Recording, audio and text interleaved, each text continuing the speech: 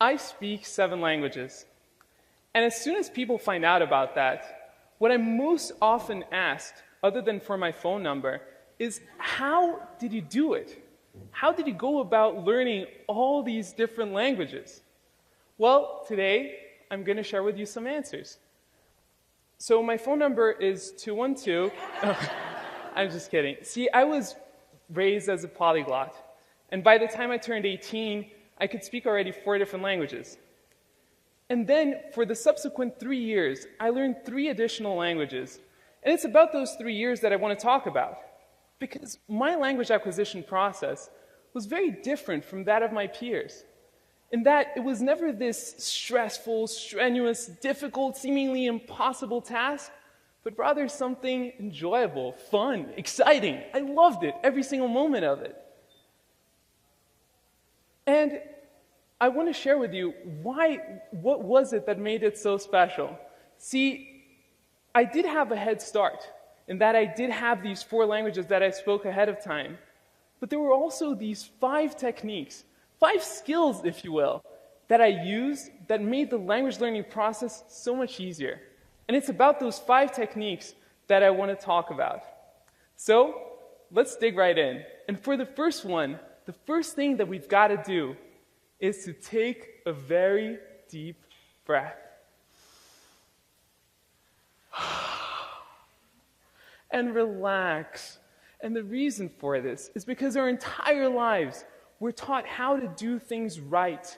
From the moment we're born, we're taught what things we should do, and things we shouldn't do, and how to do things properly. Well, when it comes to language learning, the golden rule of language learning, the most important thing is to get things wrong, to make mistakes. And that is the first rule. Let me explain to you why. See, when we know languages, we know a whole collection of sounds and a whole collection of structures, which combined make what I like to call, and for the purpose of this presentation, our language database. And our language database will contain all the sounds and structures that we know. However, there's a whole family of sounds and structures that are beyond our database. And for us to be able to embark on those and to be able to explore those, there's nothing within our database, nothing within our knowledge that will tell us when we're getting these structures right. Nothing to tell us when that sound is precise. Let's say we're going to explore this one specific sound. There is nothing in our database. When we're saying it, we could say it perfectly, but in our minds, it will sound like a mistake. So you know that queasy feeling that we feel, that insecure thing when we feel like we're doing something wrong?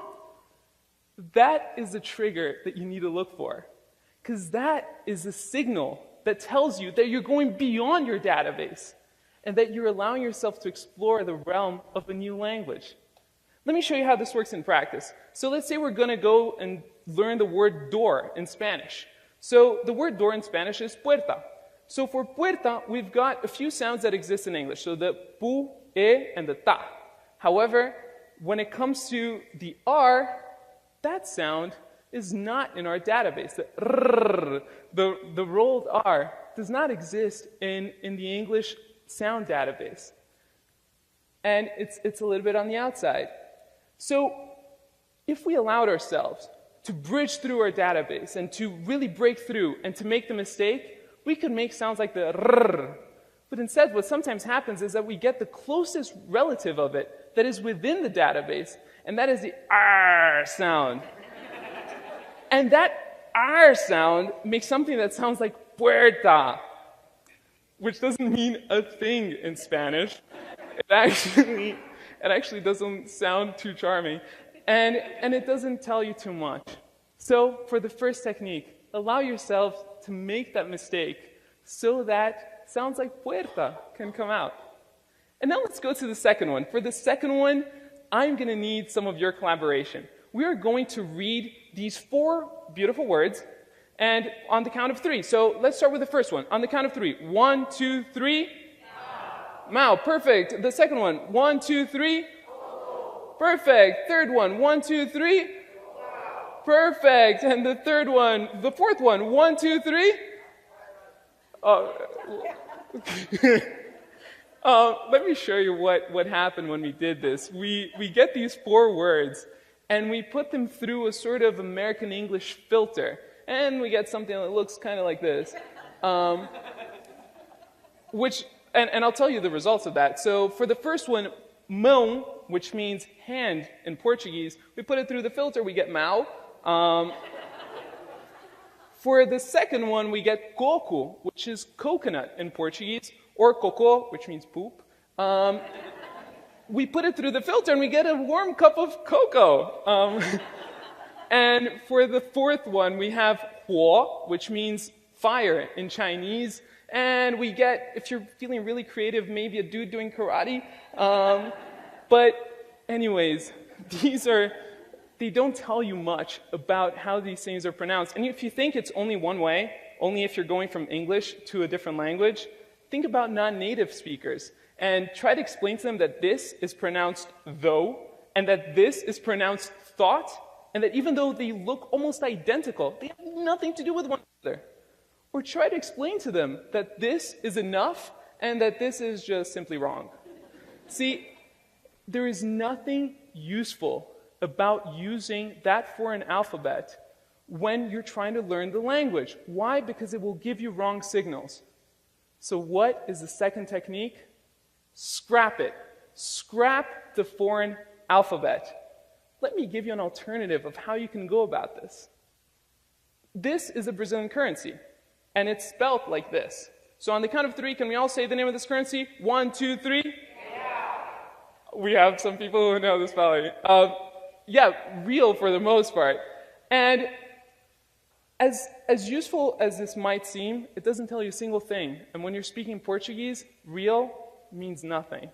Let me give you an alternative. See, in Portuguese, the way that you say real is real.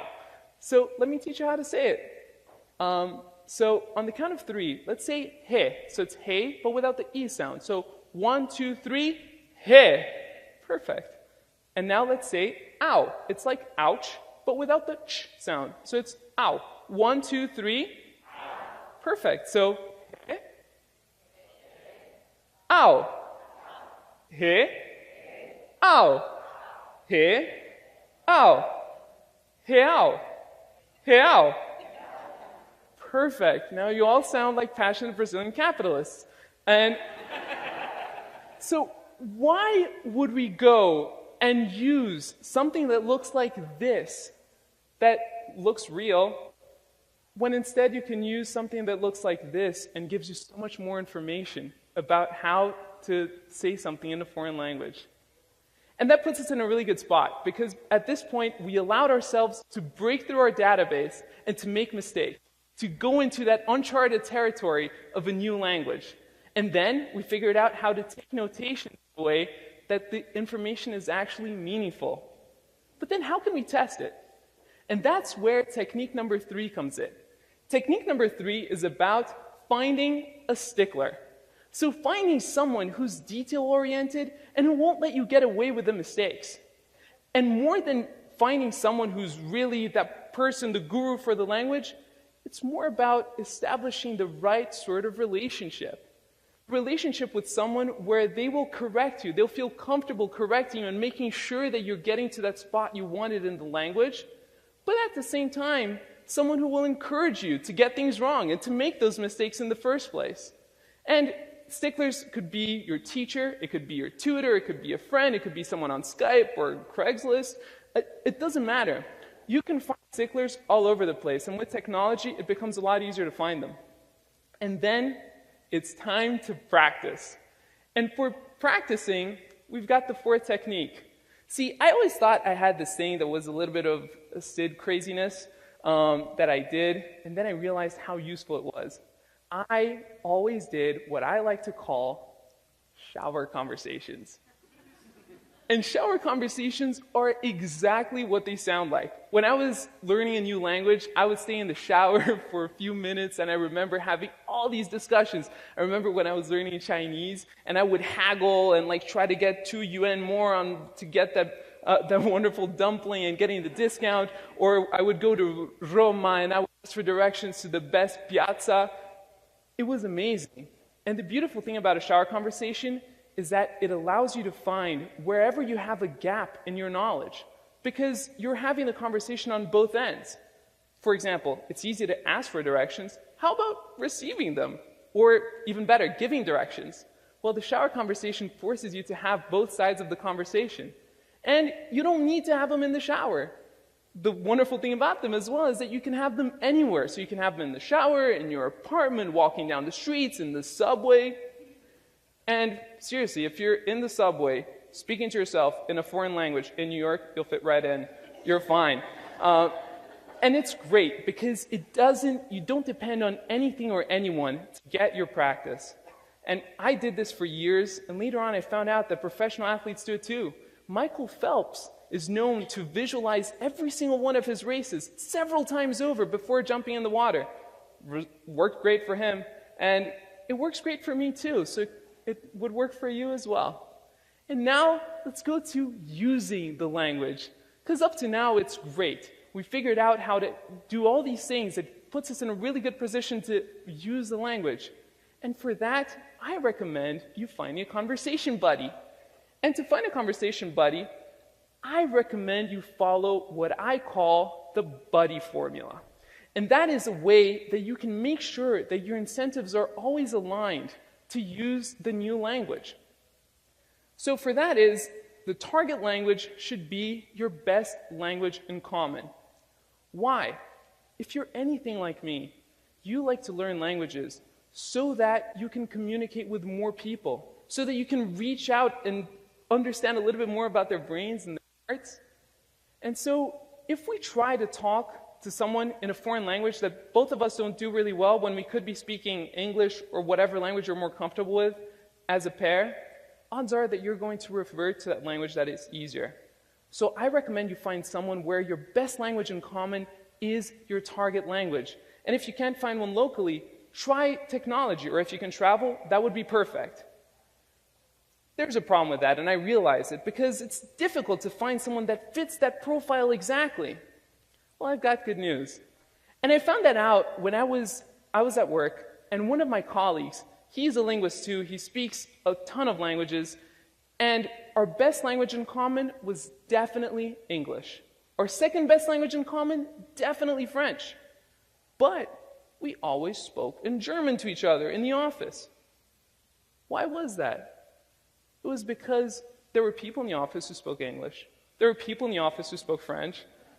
But we could talk about Friday and Saturday night in German, and nobody had any idea what we were talking about.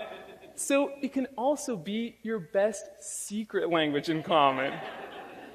And it becomes such a convenient tool. You can have that with your friends, and you get a sense of privacy in public. No matter where you are, you can have a private conversation. So let's recap. With the first technique, we allow ourselves to break through the barrier of language and to explore the uncharted territory of sounds and structures outside our database. Then with the second one, we learn how to take notes and how to make sure that we can take notes in a way that we can replicate those sounds and structures later. Then we can check the mistakes by finding a stickler. Fourth, practice. Have your shower conversations wherever you want to be. And then follow the buddy formula, and you can find someone to practice your language with. And after that, arriviamo a un posto veramente bello.